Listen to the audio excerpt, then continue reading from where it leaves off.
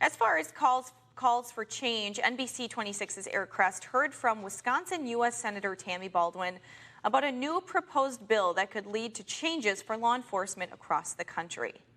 As protesters hit the streets of America the last couple of weeks, calling for police reform, racial equity, and justice for George Floyd, many were hoping it would lead to authentic change. Where people actually get the treatment they need to live productive lives safely in society.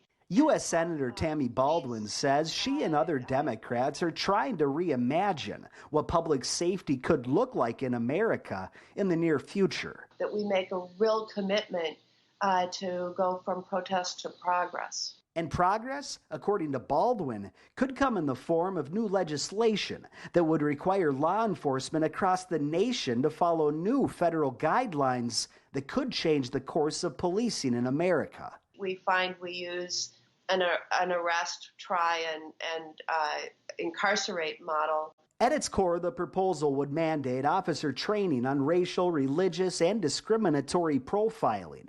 It would ban chokeholds and no-knock warrants, and it would also establish grants for organizations to create task forces to lighten the load of what officers are required to do today, related to things like mental health checks and issues surrounding drug and alcohol addiction. To really get to focus in more on their public safety role rather than taking on all of these other issues. Recognize that we place a lot of additional responsibilities on the shoulders of officers. To be clear, Baldwin says this proposal does not support the defunding of police departments, but rather holding officers more accountable, giving them more required training, and doing so on a national scale.